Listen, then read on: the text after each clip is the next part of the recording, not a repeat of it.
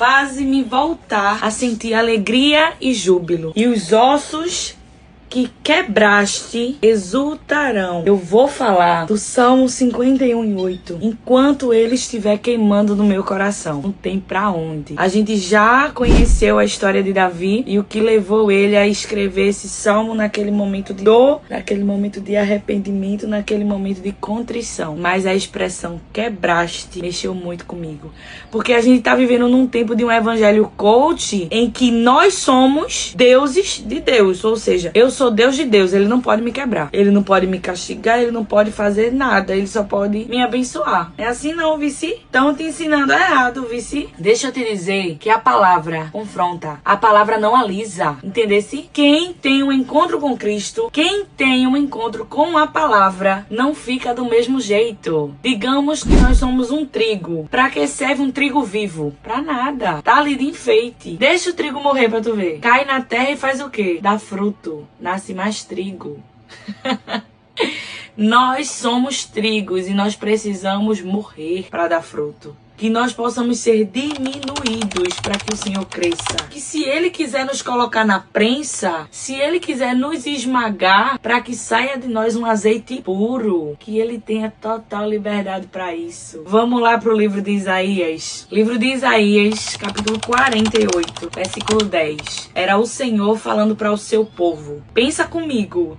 Israel é eu e tu, somos nós. Privilegiados, escolhidos, lapidados, moldados, agraciados. O Senhor olhou para nós e disse: nação eleita, povo escolhido, vou libertar, vou manter, vou suprir, vai ter maná caindo do céu todo dia. Aí eu e tu enjoou do maná. Aí disse o quê? Agora eu quero carne. Aí Deus disse: vou mandar codornizes no acampamento. Codornizes, quer carne? Vai comer carne. O que foi que eu e tu fez? Reclamou da carne. Por quê? Porque nada tá bom para Israel, entendeu? Nada tá bom para os escolhidos, resgatados, transformados, libertos e ingratos. Porque a gente tem que parar mesmo com esse evangelho coach que fica botando na nossa mente que a gente merece. Faça porque você pode, que você merece. Pode o quê? Merece o quê? A gente não merece nada, não. A gente é Israel. Sabe o que Israel faz? Tem ingratidão. A gente tem que morrer mesmo. A gente tem que reconhecer. O primeiro passo da transformação é o reconhecimento.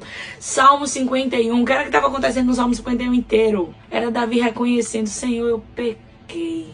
Não esconda o teu rosto de mim, eu pequei. Eu reconheço o meu pecado, a minha transgressão, a minha transgressão. Não foi a transgressão de Betseba que estava se banhando, não. Foi os olhos de Davi. Ele não estava passando a mão, não. Entendesse? Reconhecimento traz o arrependimento e o arrependimento vem com a mudança. Traz a mudança. Produzir, pois, frutos dignos de arrependimento. Lá em Mateus capítulo 3, versículo 8.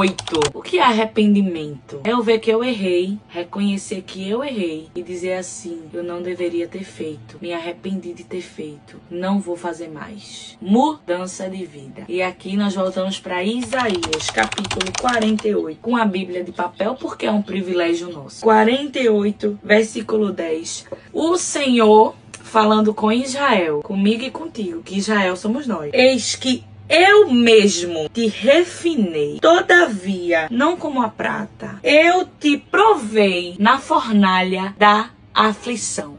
Aí agora eu te pergunto: Jesus esmaga? Esmaga. Ele esmaga. Israel, Deus tem um plano contigo. E para tu chegar onde Ele quer, Ele vai te esmagar. Ele vai te quebrar. Porque a gente é muito altivo. Porque a gente sabe muito, a gente faz muito, a gente é o dono da razão. Porque a gente não sabe ouvir. Porque a gente não tem humildade de decidir mudar sem que o Senhor nos passe na fornalha da aflição. Porque nós, quando fomos resgatados do lamaçal do pecado, a gente veio todo cheio de carrapicho, de sujeira, de trapos. E a limpeza dói. E a limpeza esmaga. Vocês já viram como é que funciona para fazer o azeite? Tem um material que eles colocam as azeitonas. Todas as azeitonas, e tem 3 rodas grandes de concreto que vão passando, triturando as azeitonas. É o primeiro ponto do esmagamento. Vai triturando as azeitonas, triturando. Depois de esmagadas, aí vai pra prensa. Depois da prensa, escorre o azeite. Não permita que esse evangelho light que está sendo pregado, de Deus não te esmaga, onde Deus não te corrige, onde Deus não te transforma, onde você não precisa renunciar a pecar, onde você não precisa voltar ao primeiro amor, onde você não precisa se arrepender. Isso é a doutrina do inferno. Esse evangelho, esse discurso coach vai te levar para o inferno. Leia a palavra. A Bíblia diz que ele esmaga. A Bíblia diz que ele nos coloca na fornalha da aflição. Ele nos prova na fornalha da aflição. Por quê? Porque ele nos ama. É o amor. É o amor dele que é tão grande que se ele soltar demais, a gente se perde e não volta. Sabe por que a gente não volta? Porque o pecado nos envergonha.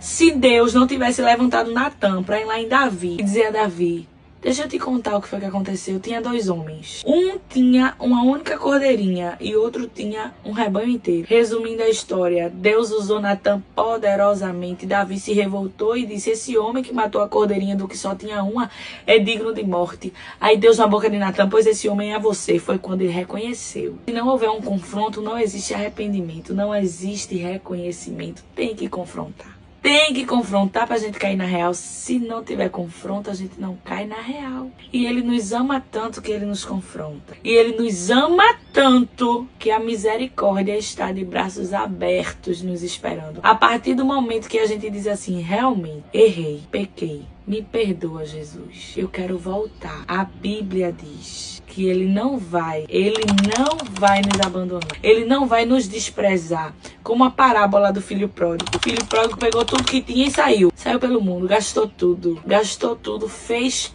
tudo o que antes, quando estava na casa do pai, talvez julgasse as pessoas fazendo. Se afastou, perdeu a identidade, perdeu dinheiro, perdeu tudo. Foi fazer o quê? Cuidar de porcos. E começou a desejar o que os porcos comiam. E lembrou: na casa do meu pai, até os servos eram bem cuidados. Até os servos comiam bem. Até os servos. Que tremendo isso. Ele volta maltrapilho, descalço. As nossas sandálias em Efésios 6, quando fala da armadura do soldado, calçados pelas sandálias do evangelho. Tava longe, tava descalço. Aí disse: que saudade da casa do meu pai. Que saudade do meu pai. Aí voltou. Quando o pai o avistou de longe, foi ao encontro dele. É Jesus dizendo assim: quando tu decidir voltar, eu vou te encontrar. Eu vou te devolver as sandálias do evangelho. Tem um banquete preparado para você, em comemoração por você. Isso aqui é amor. Isso aqui é amor. Você precisa reconhecer, se arrepender e voltar. Porque tem um abraço te esperando. Tem sandálias separadas que só cabem nos seus pés. É o Senhor quem te chama.